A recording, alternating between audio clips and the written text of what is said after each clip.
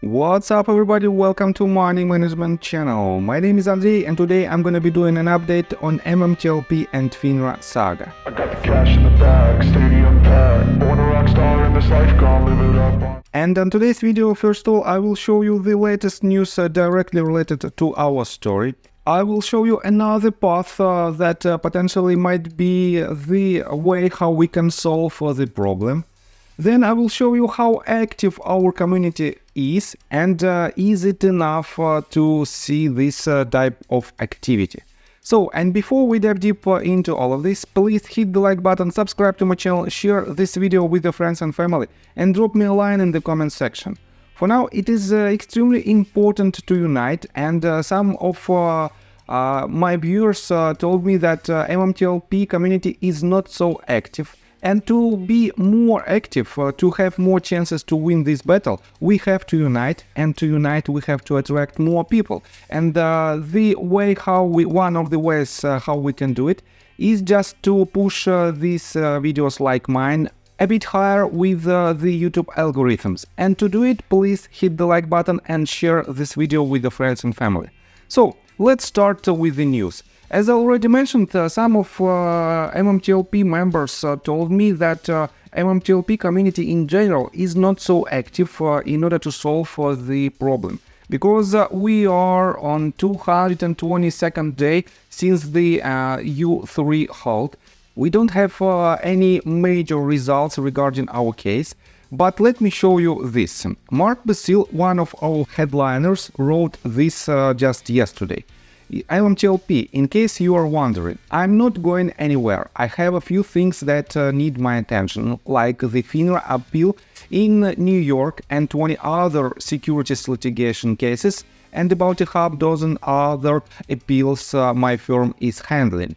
I'm also speaking with other communities that have some crossover with yours and a few new issuers. I also need to give Wes and his team some room to do what he does best. But I'm not going anywhere, trust me bro. So, let me quote you the response from Jim Smith. Basically it is another quite good statement. Mark, thanks for all your efforts. Quick question after listening to the argument before the New York judge, where she cited that proof of fraud would need to be established to release the blue sheets. Could we not have pointed to the correspondence between FINRA and the SEC? And Mark wrote, we did that. It was also included in the exhibit package supporting the petition. Appeal is forthcoming. And as you can see, Mark is working. He don't need to disclose any step that he takes, because his job is not only to push our case forward, but he has a lot of work to do, as you can see right here. And as you can see, appeal is forthcoming. This means we are about to see the results, next step, basically from Mark and from his team. And in my opinion, it is very important that we are working on it. On top of that, let me show you this tweet that was retweeted by Due Diligence. And originally it was written by Dr. JORL on July 13th. And he wrote, it is not an easy journey. Progress is not the byproduct of immediate results. Trees don't grow overnight, seeds need to be planted. What you have to do is take charge of your own actions and be the one to make progress if you feel there isn't any. And Due Diligence said, the seeds are sprouting. Water them, keep calling Congress, show them every damning communication we have. Tell them they sold too many seeds on this plan and the only way to fix this is for them to buy them back. Fairness and justice must reveal. We're gonna win. And yes, we have to win this, and we will win this battle, because we don't have any other options than to receive our victory. And let me show you another tweet that was made by Syntax Queen of the Metaverse. You know probably that the problem of naked shorting is much bigger problem than the problem for MMTLP. And it is much bigger than the problem of the US market, because a lot of naked shorters came to the US market from Europe. And Syntax Queen of the Metaverse wrote this. Do you believe the SEC should track and publicly record the number of short positions moved offshore for each ticker? If your answer is yes, please list frequently of reporting. And definitely we should have these filings from SEC, from basically all the authorities who might be involved in this process. And the bear respond to her tweet this: every time they go offshore, they need to report it.